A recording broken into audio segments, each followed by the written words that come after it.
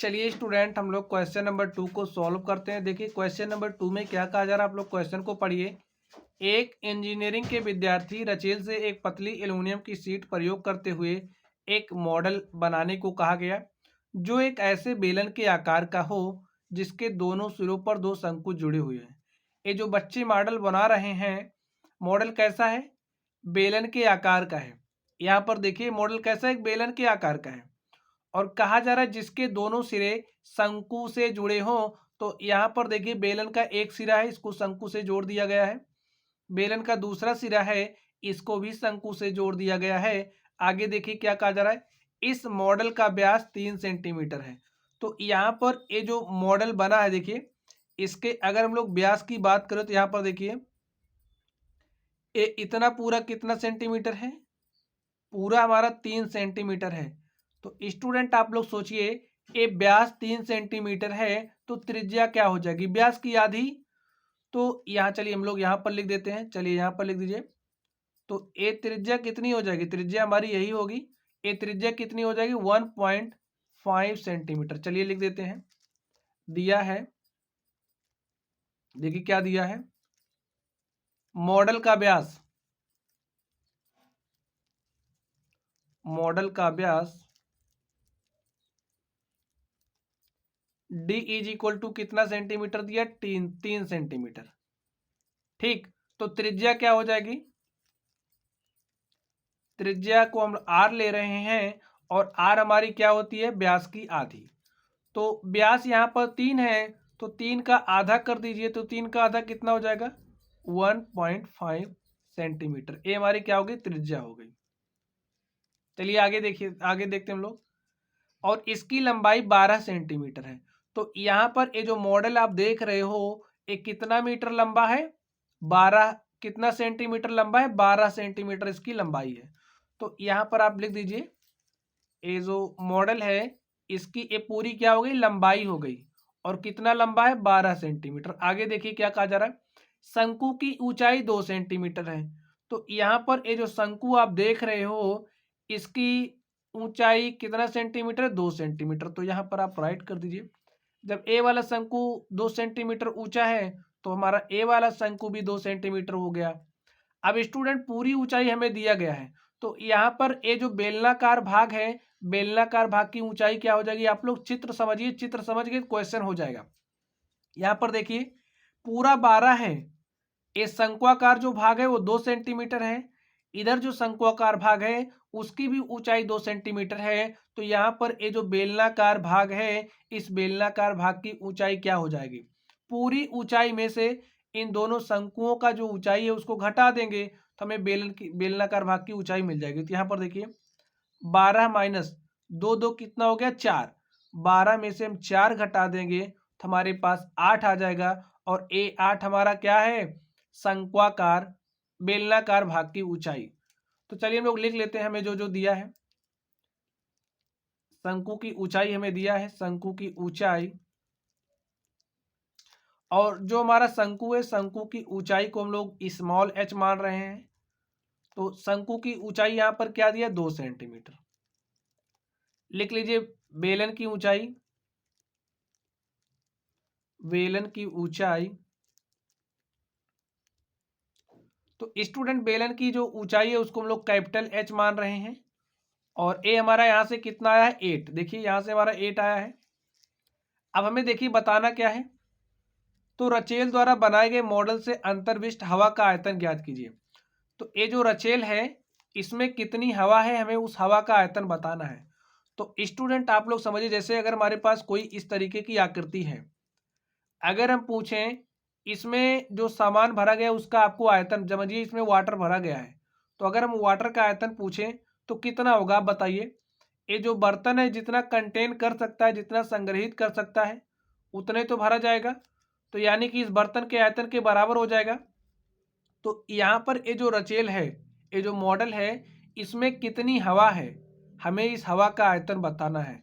तो ये जो मॉडल है कितना हवा कंटेन कर सकता है, इसकी क्षमता क्या है। तो सबसे पहले हमें इसका आयतन निकालना पड़ेगा। कहने का मतलब ये है, यहाँ पे ये जो मॉडल है मॉडल के आयतन के बराबर ही हवा का आयतन होगा। लिखिए हवा का आयतन क्या हो जाएगा, हवा का आयतन, हवा का जो आयतन है वो हमारा बराबर हो जाएगा मॉडल के आयतन के। ठीक है,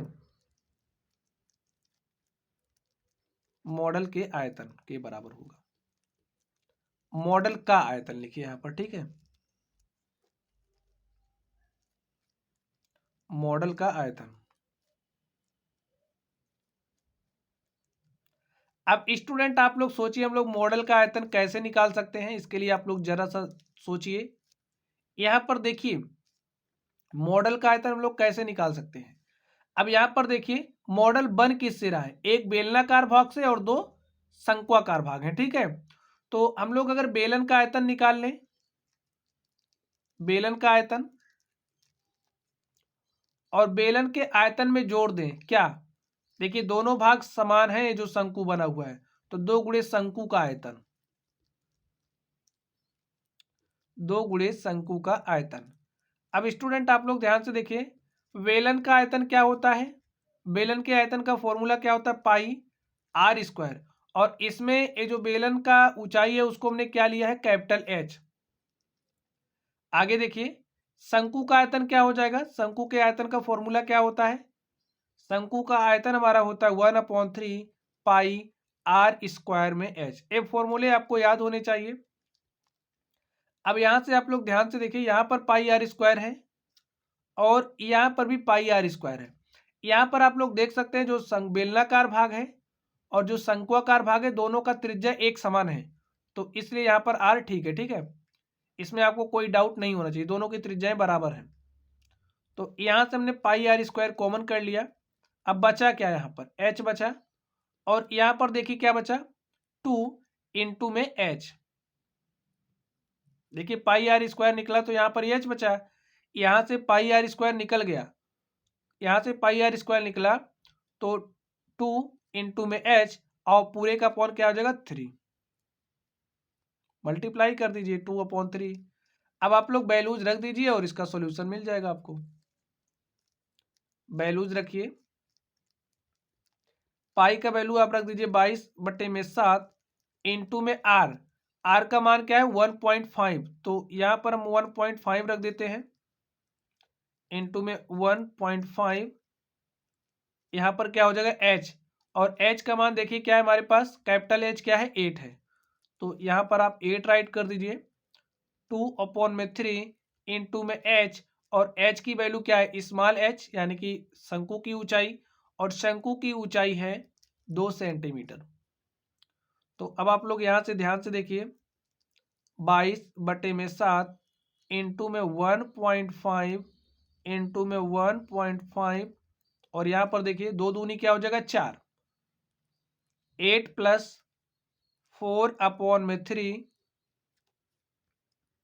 यहां पर देखिए 22/7 इंटू में 1.5, 1.5, देखिए 8 त्रिक 24, 8 त्रिक 24, 24 4 क्या हो जाएगा 28, 28/3, इतना आ गया स्टूडेंट। अब आप लोग ध्यान से देखिए इस 7 से काटिए, 7 1 के 7, 7 चौके क्या हो जाएगा 28, यहाँ पर 4/3 आ गया। देखिए 22 को 4 से मल्टीप्लाई करेंगे, इसको सॉल्व कर दीजिए, 22 को 4 से मल्टीप्लाई करेंगे तो 22 चौके क्या हो जाएगा 88, और यहाँ पर देखिए 1.5 को 1.5 से मल्टीप्लाई करेंगे तो हमारे पास क्या आ जाएगा 2.25। आप लोग मल्टीप्लाई करके चेक कर लीजिए, 15 का स्क्वायर हम लोग करते 225 आता है, तो 2 अंक बाद दशमलव लग जाएगा, तो यहां पर क्या आ गया स्टूडेंट 2.25। अब देखिए क्या हो गया, 22 चौके 88 हुआ, 1.5 को 1.5 से हमने मल्टीप्लाई किया 2.25 आ गया, अपॉन में क्या हो जाएगा 3। देखिए स्टूडेंट हम लोग ऊपर नीचे क्या कर रहे हैं 100 से मल्टीप्लाई कर दीजिए। क्यों कर रहे हैं, यहाँ पर ये जो दशमलव आपको दिख रहा है दशमलव हटाने के लिए। ठीक है, कर दीजिए, देखिए क्या होता है। जब भी आपको दशमलव मिले उसको सॉल्व करने के लिए आप लोग जिस हिसाब से हो उसी के अकॉर्डिंग आप 100 से मल्टीप्लाई कर सकते हो ऊपर नीचे। तो यहाँ पर देखिए क्या हो जाएगा, 88 इंटू में 225 बटे में 3 इंटू में 100 हमारे पास इस तरीके से आ गया स्टूडेंट। अब आप लोग ध्यान से सोचिए, इसको हमने काटना स्टार्ट किया, हमने 3 से काटा, तो 3 से काटेंगे, देखिए क्या हो जाएगा, 3 सते 21, 1 22, यहाँ पर हो गया 15, 3 पचे 15, तो हमने काट दिया। अब यहाँ पर देखिए हमने इस 75 को काटा, तो 75 को आप 25 से काटिए, 25 तिया 75, 25 चौके क्या हो जाएगा 100, और हमने इस 4 से काटा, 4 इक्के 4, और यहाँ पर क्या आ जाएगा 22, और इस 22 को आप 3 से मल्टीप्लाई कर दीजिए, तो 22 तिहाई क्या हो जाएगा 66। अब सेंटीमीटर क्यूब, क्योंकि मैं सेंटीमीटर में दिया है इसलिए क्या हो जाएगा सेंटीमीटर क्यूब, और यही क्या हो गया, यही मॉडल का आयतन हो गया। मॉडल यानी कि जो हवा भरी जा रही है उस हवा का आयतन हो गया, लिख दीजिए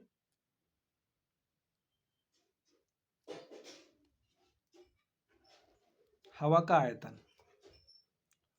और स्टूडेंट देखिए हमें क्या निकालना था, देखिए हमें क्या निकालना था, हमें बताना था हवा का आयतन ज्ञात कीजिए, हवा का आयतन ज्ञात करना था। तो हमारे पास ये देखिए, ये जो हवा है, हवा का आयतन कितना आ चुका है 66 सेंटीमीटर क्यूब। तो लिख दीजिए अतः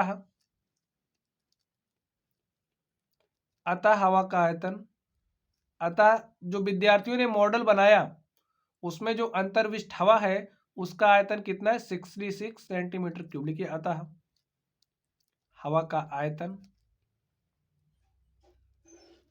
बराबर 66 सेंटीमीटर क्यूब। तो माय डियर स्टूडेंट, इस तरीके से हमने इस प्रश्न को सॉल्व किया। तो चलिए आप लोग पढ़ते रहिए, अगर आप लोगों को कोई भी डाउट हो तो आप लोग कमेंट बॉक्स में कमेंट करना। वीडियो पसंद आए वीडियो को लाइक कीजिएगा, चैनल पर नए हो तो चैनल को सब्सक्राइब कीजिएगा।